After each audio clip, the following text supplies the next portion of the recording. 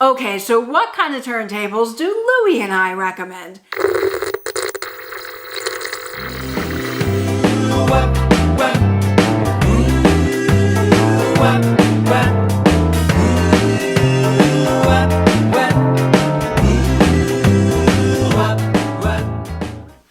Hey guys, this is Katie with Vintage and Vinyl, back with another great video for you today. And in this video, I'm excited to answer my most asked question here on the channel, and that is, what kind of record player do you recommend for a new person getting into the vinyl hobby? This is a great question and one that can lead you down a real rabbit hole. Now, I'm no audio expert, but I am here to share what turntable I have and what kind of things you need to get into the wonderful world of vinyl.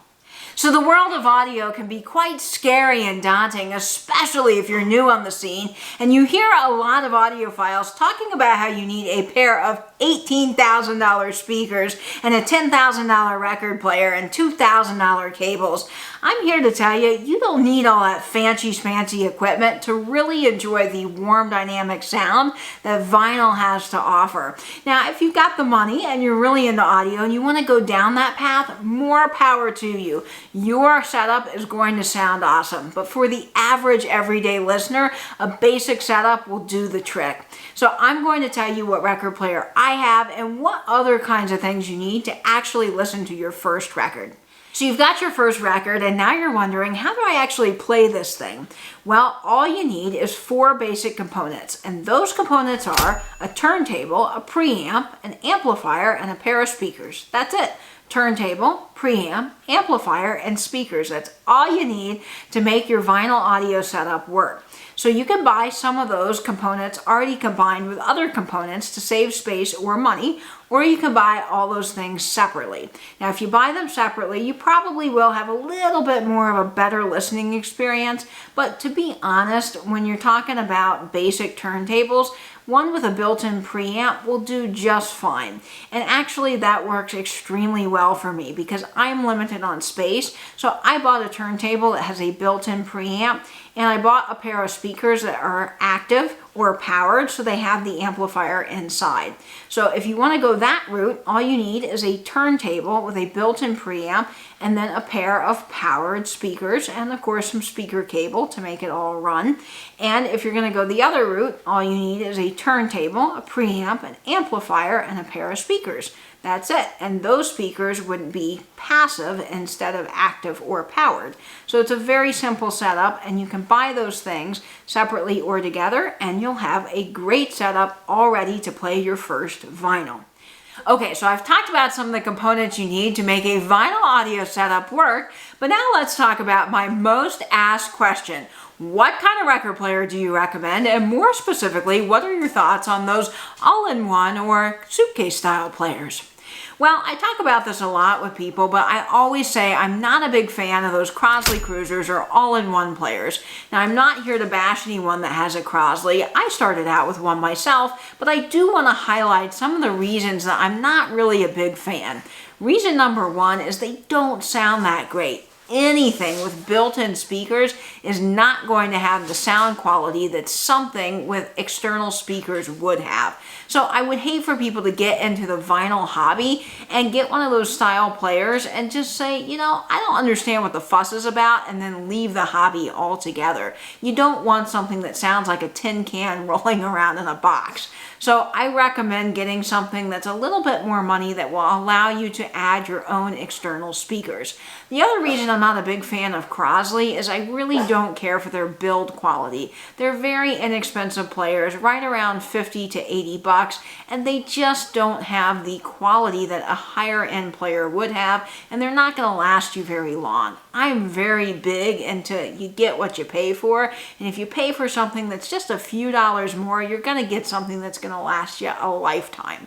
Now, I don't want to bash Crosley completely because I have to give credit where credit is due. They have done so much for the record industry. They have gotten a whole new generation of people into vinyl, and that is pretty amazing. And they've done a lot for local record stores too. So way to go, Crosley. Thanks for adding a whole bunch of new people into the vinyl hobby. I can't wait to meet more people and hear about their collecting journey very soon. Okay, so what kind of turntables do Louie and I recommend? Well, we're both big fans of anything vintage, and I always believe that vintage was just made a whole heck of a lot better. It truly was built to last, and there is something about the quality and sound of vintage audio that just can't be rivaled with today's machines, in my opinion.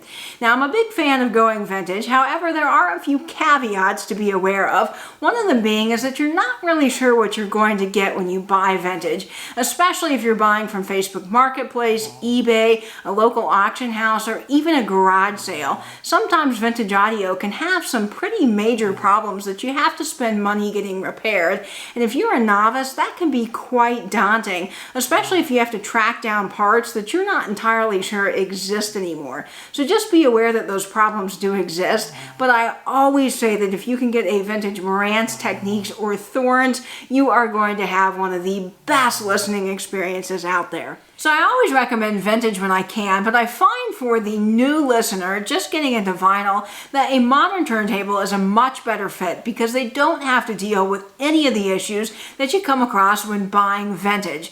Now, one of my very favorite brands is Fluence, and I'm not sponsored by them, but I've had their RT83 for about 5 years now, and I'm here to say that it is an incredible turntable, a true rock star in the world of audio. Now, one thing that Fluence is doing that is pretty remarkable is they are adding a lot of features to their turntables that typically you would find on a much more expensive model. So way to go, Fluence. You've got some great stuff there.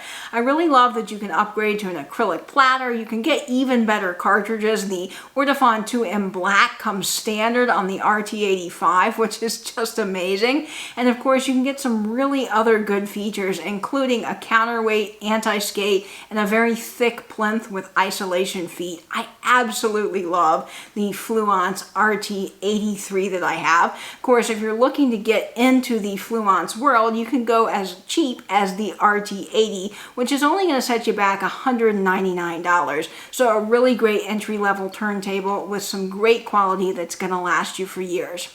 Now, another turntable that is very popular within the vinyl community is the U-Turn Orbit turntable.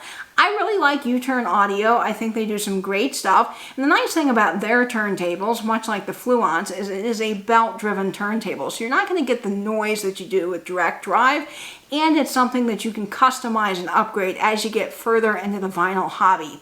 Of course, you can kind of pay what you want with U-Turn Orbit turntables because you can add a lot of features that will drive up the cost, but you can get sort of their basic model for only $199. Now, my only complaint with the U-Turn Orbit turntables is that their plinth is very thin and you have to pay extra for features that should be standard, like a Q lever. So that's one of my only complaints, but it is a great entry-level turntable. Another turntable that is gaining quite a bit of popularity is the Audio-Technica LP60. Now, this is a direct drive turntable, and it is a really great budget model at only $119. However, it has a pretty chintzy tone arm, and it's just not the best when it comes to its isolation feet. It's a pretty poor build quality, but for $119 direct drive turntable with 45 and 33 options, it really is a great turntable as well to consider. So the last two record players I want to talk about are pretty cool because they are the talk of the vinyl community. Now, the Project Debut Carbon really did make a splash when it came out boasting its acrylic platter and carbon fiber tone arm, which is pretty remarkable because up until now, there had never been a record player released with a carbon fiber tone arm, which is the Cadillac of tone arms, at only $499. So this turntable has been getting some rave reviews and a whole lot of chatter. So I really recommend this if you've got $499. The other nice thing about it is a belt-driven turntable, so it's going to be a lot quieter. Now, the last turntable I want to mention is a turntable that's an oldie but goodie, and it has been around in the vinyl community, very tried and true, and very much talked about, and this is the Audio-Technica 140X. Now, this turntable is pretty cool because it's the only one I've mentioned today that actually spins around at 78 RPMs, which is unusual for a more modern turntable because shellac discs really aren't that popular anymore, so most turntables only offer 33 1/3 and 45 RPM speeds. You can also do a lot of DJing with this turntable and hook it up to your computer and do a lot of other cool things that you can't with some of these other models. So if you're looking for that, this turntable really is for you. Now it will set you back $499, but it is a great turntable and one that's been very highly reviewed within the vinyl community. So I've talked about a lot of the record players I recommend, but let's take a look at some of the features I look out for when buying a record player. So one of the reasons I love Fluence is Fluence has a lot of features on it that you can't get with other record players at its price point. One of the things that Fluence offers is it allows you to adjust the counterweight on the back, which is so important if you want to change your stylus. So if you're getting further into the hobby and you want to tinker around with buying a new stylus and upgrading your sound, Fluence will allow you to do that with any of the turntables that you can buy from them, and I really, really like that. So I highly recommend, if you're getting into vinyl, spending a little bit more to get some of those things that will allow you to upgrade your sound as you get further into the hobby. So Fluence is a great turntable for that. Another thing that you want to consider is what kind of records do you want to listen to? Do you want to listen to 33s, 45s, or 78s? Because they all spin at different speeds. Now, most modern turntables come with 33 and 45 standard on the turntable, but not all turntables have 78 speed available. So you might have to go vintage if you actually want to play some of those old 78 shellac discs. That's another thing that you want to consider when you're shopping for record players. Okay, so the last thing you want to consider is what type of turntable do you want to get? Do you want to get a belt-driven turntable or a direct drive turntable? Now, a lot of the modern turntables that you'll find for sale are direct drive, and that basically means that they have a motor sitting under the platter that makes the platter rotate. A belt-driven turntable actually has a belt that makes the platter rotate. That's really the differences between the two. I personally like a belt-driven turntable because they are a little bit quieter. Direct drives tend to be noisy, and that noise and all that kind of stuff really does affect your final sound. So that's something to consider. It's not really a big deal, and if you're really into audio, you can take a whole deep dive into that.